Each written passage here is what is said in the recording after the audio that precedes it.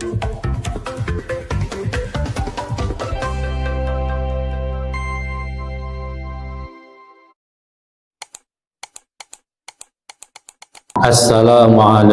warahmatullahi wabarakatuh. Bismillahirrahmanirrahim. Alhamdulillahirabbil alamin. Wassalatu wassalamu ala asyrafil anbiya'i wal mursalin sayyidina wa maulana Muhammadin wa ala alihi wa ashabihi ajma'in, amma ba'du. Faya ayuhan nas usikum wa nafsi bi taqwallah faqad faza man ittaqa. Hadratul mukarram wal muhtaram, bapak-bapak, ibu-ibu, jamaah yang dirahmati Allah Subhanahu wa taala. Alhamdulillahirabbil alamin. Kita bersyukur pada Allah masih senantiasa dilimpahkan rahmatnya, nikmatnya, sehingga kita bisa beribadah pada Allah dan masih diberikan nikmat yang luar biasa.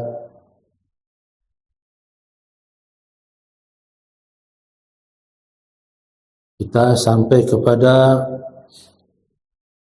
halaman-halaman terakhir dari kitab Risalatul Mu'awanah yang mengajarkan kepada kita bagaimana supaya istiqomah, bagaimana supaya kita bisa meraih pahala sebanyak-banyaknya, walaupun amal soleh tersebut satu bentuk amal soleh, tapi dengan niat yang banyak, maka kita mendapatkan pahala sebanyak niat yang kita ucapkan.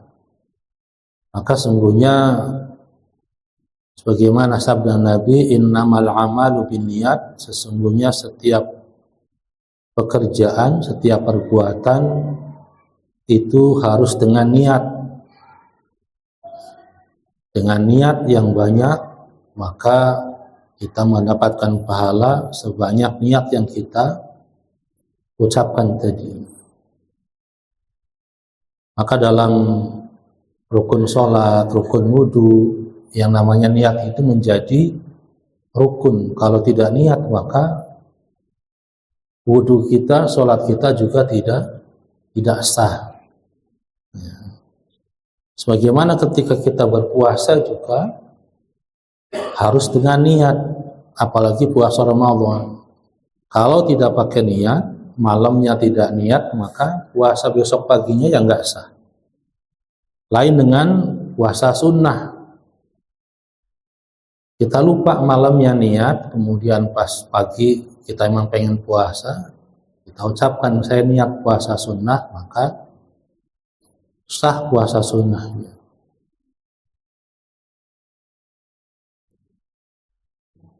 Maka kita hendaknya memperbanyak niat ketika ingin melaksanakan satu amal ibadah. Maka ketika kita ngaji juga, baca Quran, tadarus Al-Quran, sebelum kita mulai baca ta'awudz, biasakan dulu merenung, buka Al-Qurannya, kita natap Qurannya sambil dalam hati niatnya apa? Niat saya baca Quran ini pertama sebagai zikir pada Allah, kemudian yang kedua sebagai satu munajat saya kepada Allah, kemudian yang ketiga sebagai satu pembelajaran, saya belajar.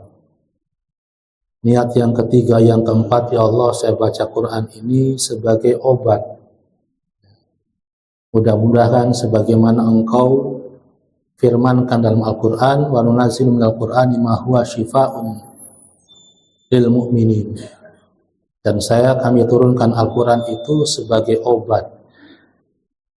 Yang kelima, ya Allah saya baca Quran ini ruqyatan, sebagai ruqyah untuk membersihkan diri saya, jiwa saya dari gangguan-gangguan setan dan jin. Yang terakhir, ya Allah saya baca Quran ini niat saya untuk taqarruban ilaika ya Allah, untuk mendekatkan diri kepada Engkau. Maka niatnya ada berapa? Sudah 5. Baru baca ta'awudz. Baca Fatihah dulu. Hadiahkan Fatihah dulu kepada Rasulullah yang telah mengajarkan Al-Quran. Baru baca Al-Qurannya. Insya Allah dengan niat yang banyak tadi, Allah limpahkan pahala-pahala niat tersebut, juga Allah kabulkan. Dengan niat yang kita baca tadi. Pertama zikir. Baca Quran sebagai zikir. Yang kedua sebagai munajat. Artinya munajat pengen ngobrol sama Allah. Dengan baca Quran, Allah ngobrol dengan kita. Kemudian niat yang ketiga sebagai ta'alluman untuk belajar. Belajar mempraktekkan ilmu yang kita dapat. Mempraktekkan apa? Minimal ilmu tajwidnya. Baca Qurannya dengan baca tajwid. Disertai dengan tajwidnya yang betul, yang benar. Kemudian sebagai syifaan, mohon kesembuhan. Ada penyakit hati, penyakit badan, kemudian dengan baca Quran mudah-mudahan disembuhkan oleh Allah. Yang terakhir kemudian sebagai ruqyah, membersihkan diri dari gangguan jin dan syaitan. Apabila ada jin dalam tubuh kita, Allah keluarkan dengan baca Quran tadi. Atau membentengi diri kita dari gangguan syaitan dan jin. Dan sebagai sarana untuk mendekatkan diri kepada Allah Subhanahu wa ta'ala dengan membaca Al-Quran. Jadi jangan langsung buka Quran, baca ta'awudz, langsung baca. Diniatkan dulu apa niatnya. Supaya mendapatkan pahala yang banyak, bukan hanya sebagai pahala yang Allah janjikan, di mana satu hurufnya adalah 10 kebaikan, 10 pahala. Akan tetapi ditambah dengan pahala-pahala niat tadi. Dan Allah ijabah niatnya itu apa? Allah kabulkan niatnya. Sampai satu saat ada riwayat Rasulullah berkunjung ke rumah istrinya Juwairiyah. Habis sholat subuh nyampe ke rumahnya, katakanlah bahasa kitanya sekarang pengen ngopi gitu. Melihat Juwairiyahnya masih di pojok, masih di mihrab, masih zikir. Sudah ada terang sedikit, Rasulullah lihat lagi, masih istrinya masih zikir lagi sampai terbit matahari. Kemudian beliau tutup dengan salat isyraq. Kemudian Rasulullah tanya, apa yang kau lakukan ya istri saya Juwairiyah? Saya berzikir ya Rasulullah. Lama pisan zikirnya. Sehingga Rasulullah ajarkan ini tasbih yang ketika dibaca 4 kali saja sudah pahalanya sama seperti pahala zikir 2 jam, 3 jam. Subhanallah bihamdi adada khalqi wa ridha nafsi wa zinata arsy wa midada kalimati. 4 kali aja baca sudah pahalanya luar biasa. Subhanallah wa bihamdi adada khalqi wa ridha nafsi wa zinata arsy wa midada kalimati. Sehingga waktu zikirnya bisa dipersingkat, kemudian bisa mengerjakan amal-amal ibadah yang lain. Hadirin yang rahmati Allah Subhanahu wa taala, kita sampai kepada wasiat-wasiat ilahiyah untuk hamba-hambanya agar mengenal, mengetahui siapa yang kita sembah dan mengenal diri kita sendiri, bahwasanya Allah itu yang luar biasa, maha kaya. Kekayaannya tidak akan sampai habis sedikit pun. Dalam hadis ini diterangkan, walaupun orang-orang yang pertama kali saya ciptakan, kata Allah, firman Allah dalam hadis kursi ini, dari awal sampai akhir, baik dari jin dan manusia, mereka semuanya berkumpul dalam satu tempat dan berdoa kepada saya, meminta kepada saya, fa'afaitu kulla mas'alatin. Maka kemudian saya ijabah, saya berikan semua apa yang mereka minta. Ma naqasa dzalika min indi ma'i. itu semua tidak mengurangi sedikit pun apa yang ada di sisi saya. Illa kama yanqusul mikhyatu idza dakhala bahr. Tidak mengurangi sedikit pun apa yang ada di sisi saya, kecuali hanya setetes air yang dicelupkan jarum ke lautan, yang netes itulah berkurangnya segitu. Saking maha kayanya Allah Subhanahu wa ta'ala. Maka jangan takut nggak kebagian. Jangan takut, bahkan jangan takut nggak masuk surga selama kita masih beriman, meninggal dalam keadaan iman dan Islam. Jangan takut.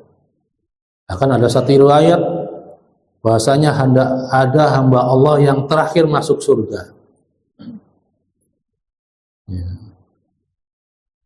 Dan diriwayatkan bahwasanya jatahnya itu seluas 4 kerajaan, walaupun dia masuk terakhir di surga. Hadirin yang jamaah dirahmati Allah Subhanahu wa ta'ala, menggambarkan bahwasanya luar biasa Allah maha kaya ini.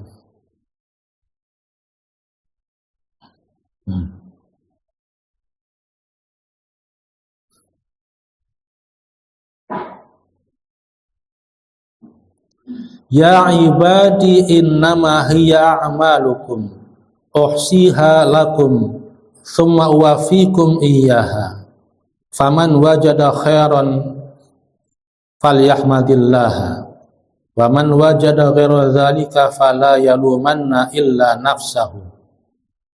Ya ibadi, wahai hamba-hambaku, innama hiya a'malukum uhsiha lakum, sesungguhnya amal ibadah kalian semua itu uhsiha lakum, saya kumpulkan, saya hitung semua untuk kalian. Amal ibadahnya Allah hitung semua. Di sini a'malukum, baik itu amal ibadah ataupun amal buruk, Allah kumpulkan semua, Allah hitung semua. Sedikit pun tidak ada yang berkurang. Baik itu amal kebaikan ataupun amal-amal keburukan, baik itu pahala ataupun dosa, Allah kumpulkan semua. Uhsiha lakum summa wafikum iyyaha, kemudian saya berikan pahalanya, saya berikan hukumannya, saya kembalikan semua amal-amal kalian semuanya. Faman wajada khairan, maka barang siapa yang mendapatkan balasan kebaikan, falyahmadillaha, maka hendaklah dia bersyukur pada Allah, hendaklah ia memuji Allah Subhanahu wa ta'ala. Wa man wajada ghaira dzalika fala yalumanna illa nafsahu, dan siapa yang mendapatkan ghaira dzalika, mendapatkan yang selain kebaikan, artinya mendapatkan keburukan, fala yalumanna illa nafsahu, maka janganlah dia menyalahkan siapa-siapa kecuali salahkan diri kamu sendiri. Maka selagi kita hidup di alam dunia ini, sing-singkan dengan baju, segera berbuat banyak-banyak kebaikan, mumpung masih hidup di alam dunia. Sebab kalau sudah nyampe alam akhirat, ya sudah nggak bisa ngapa-ngapain, nggak bisa berbuat kebaikan lagi.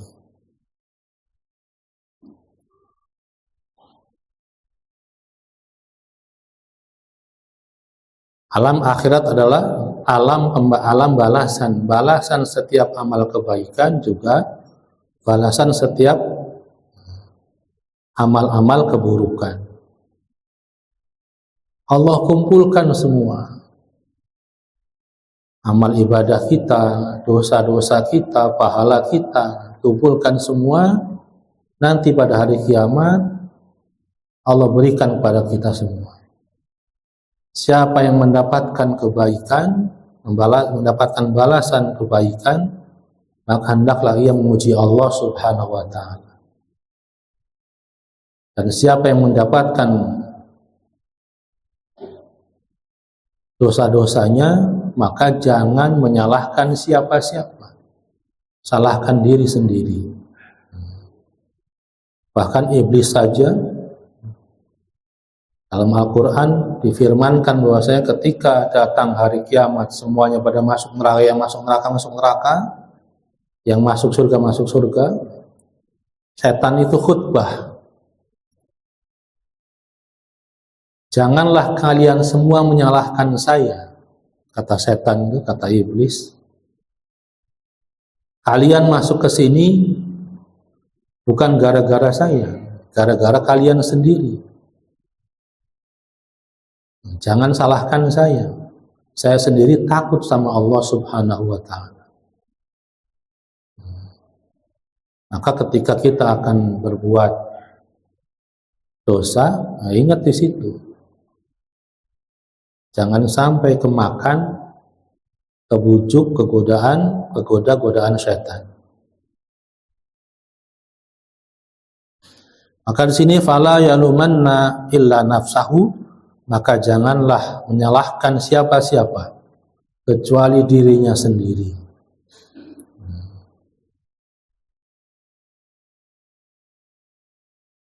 Wa qala sallallahu alaihi wasallam, kemudian Rasulullah SAW bersabda, innallaha auha ilayya an tawadhu hatta la yafkhara ahadun ala ahadin wa la yabghi ahadun ala ahadin.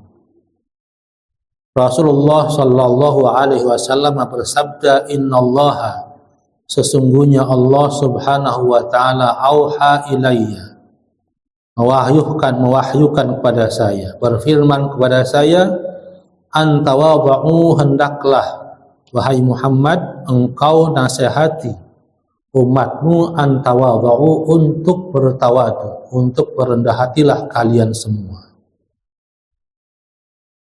Allah berfirman kepada Nabi Muhammad untuk sampaikan kepada umatnya, antawadhu, hendaklah kalian semua bertawadu, berendah hati, bukan rendah diri, tapi rendah hati.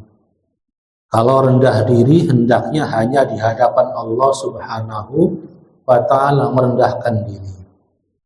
Tidak boleh merendahkan diri di hadapan makhluk. Di hadapan sesama orang itu bukan merendahkan diri, nggak boleh. Kalau kita merendahkan diri di hadapan orang sama saja dengan musyrik.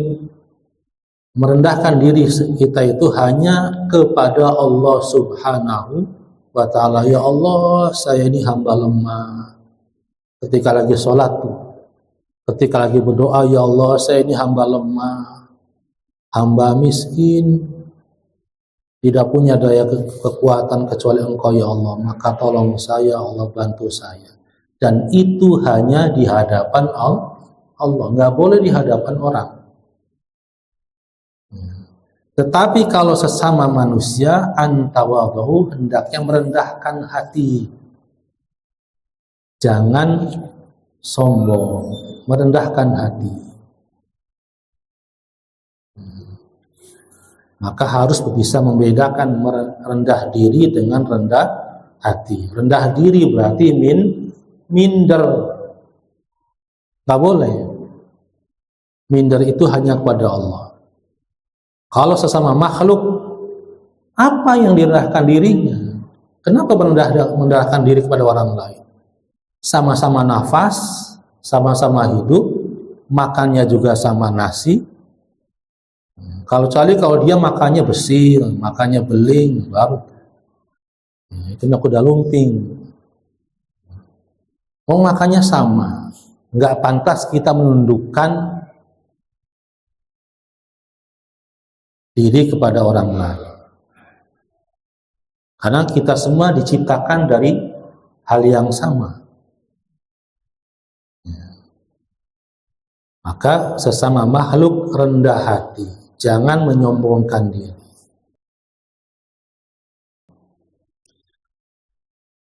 Antawadhu, hendaknya merendahkan hati. Hatta la yafkhara ahadun ala ahadin, sehingga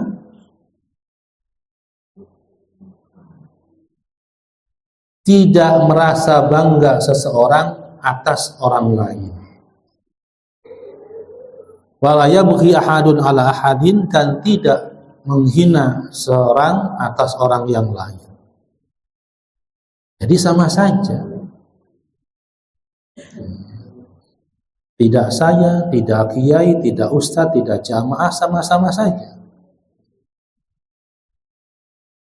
Gak pantas untuk menyombongkan diri.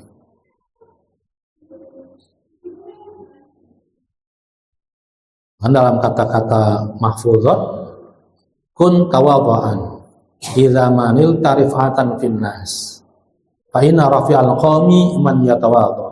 Jadilah orang yang rendah hati jika kalian mendapatkan derajat baik di antara manusia. Fa inna rafi'al qawmi man yatawadhu. Nah, sungguhnya orang yang paling tinggi derajatnya man yatawadhu adalah orang yang tawadu.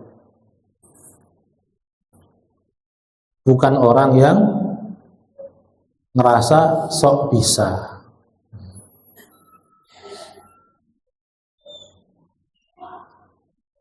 Bagaimana ciri orang tawadu itu? Ketika kita melihatnya nyaman, kita memandangnya itu enak dalam artian nggak segan, nggak apa. Walaupun orang itu sebenarnya adalah orang yang punya kedudukan tinggi,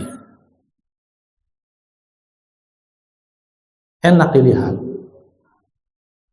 enak didekati, enak untuk diajak ngobrol. Itu orang tanda ciri-ciri orang tawadu.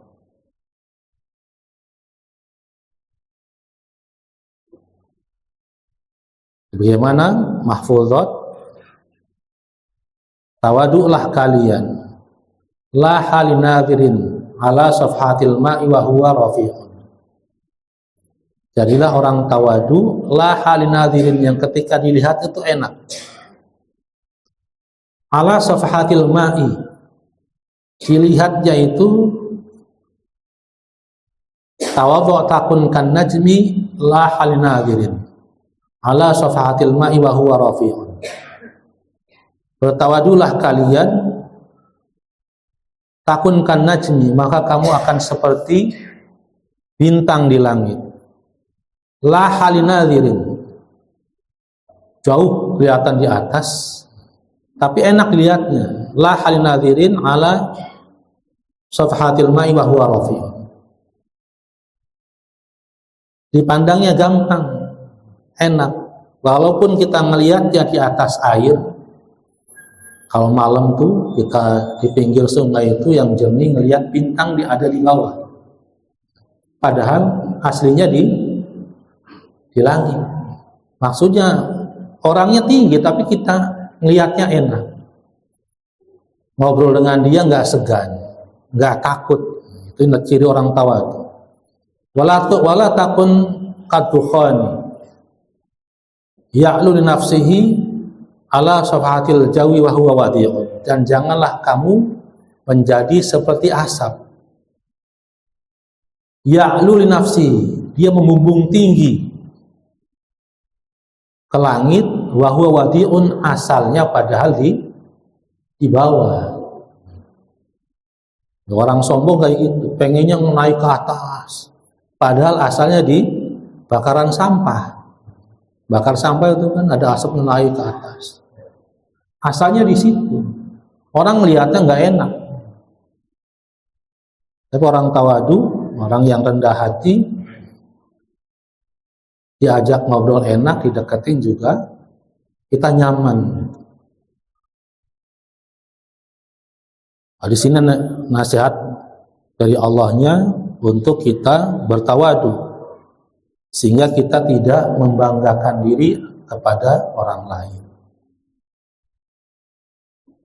Biar kita dilantik jadi kepala desa juga anggar baik. Yang dulunya juga orang Emang ketika dilantik kepala desa terus berubah gitu. Ya biasa aja orang juga.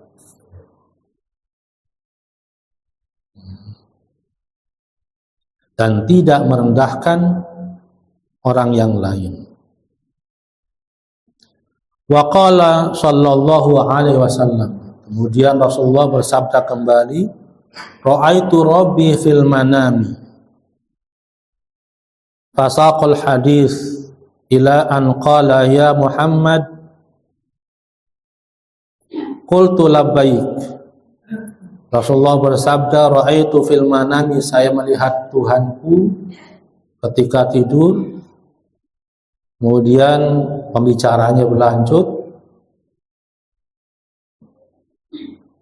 sampai Allah berfirman, ya Muhammad, wahai Muhammad, qultu labbaik.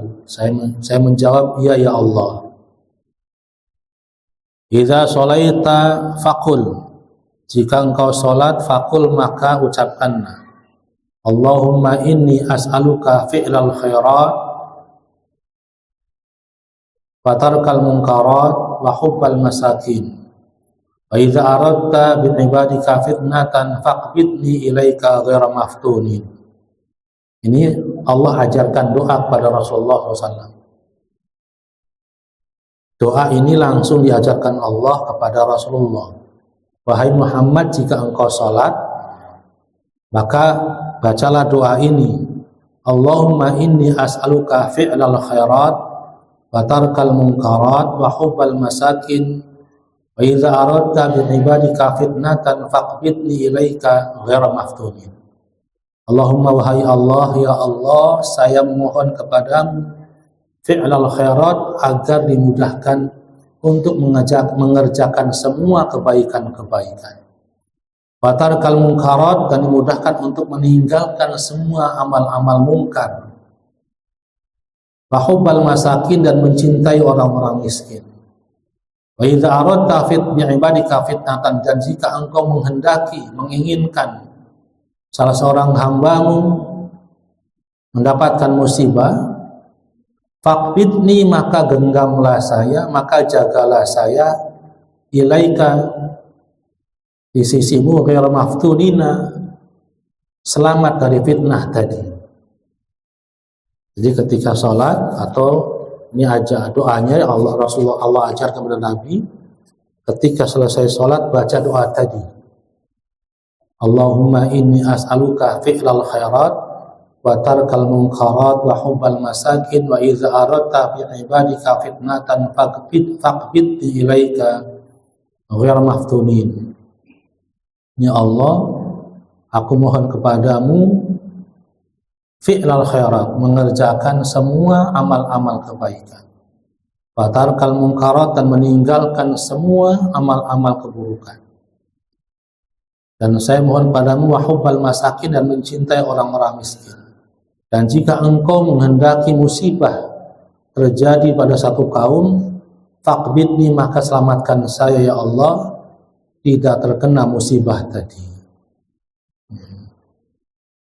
Sama seperti sekarang terjadi di Sumatera, hampir rata banjir bandang semua. Aceh, Sumatera Utara sampai Sumatera Barat banjir semua.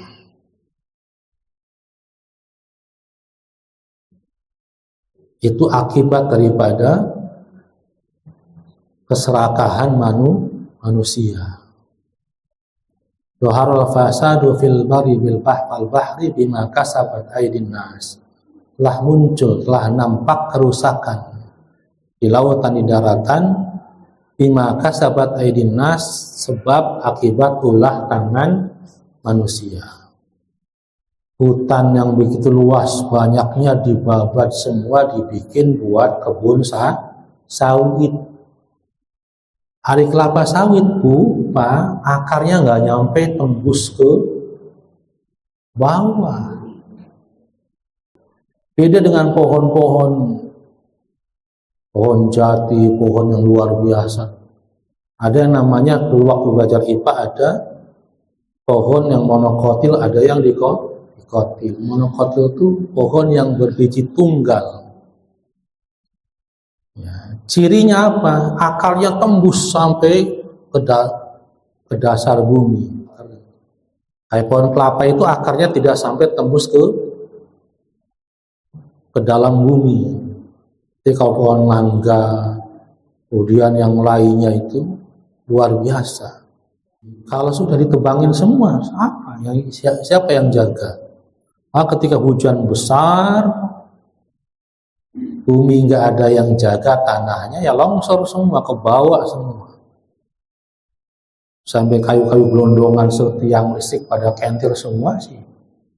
Itu sih bukan roboh, bukan, ditebangin semua. Kalau zaman Pak Soeharto itu ada istilah reboisasi, penanaman kembali hutan-hutan. Sekarang bukan reboisasi, hutan-hutan dibabatin buat bikin kebun kelapa sawit ribuan hektar. Yang punya kebunnya selamat, enak dia. Masyarakat sekitar kebunnya yang hancur. Bukan hanya masyarakat, binatang-binatang habitatnya hilang semua. Ini orang-orang rakus semua sekarang. Nggak mikir jauh ke depan. Maka di sini Allah ajarkan Rasulullah doa dalam sholat. Ketika sholat, selesai sholat, Allahumma inni as'aluka fi'lal khairat wa tarkal munkarat wa hubbal masakin wa idza aradta bi'ibadika fitnatan faqbidni ilaika ghairu maftunin. Mudah-mudahan kita bisa hafal doa ini ya, agar dimudahkan mengerjakan ibadah itu gampang sekali, enak sekali, dan gampang meninggalkan perbuatan maksiat. Wallahu a'lam bishawab. Mudah-mudahan ada manfaatnya. Saya mohon maaf yang sebesar-besarnya. Mari sama-sama kita akhiri dengan doa kafaratul majelis. Subhanakallahumma bihamdika asyhadu an la ilaha illa anta astaghfiruka wa atubu ilaik. Wal 'afwu minkum. Wassalamualaikum warahmatullahi wabarakatuh.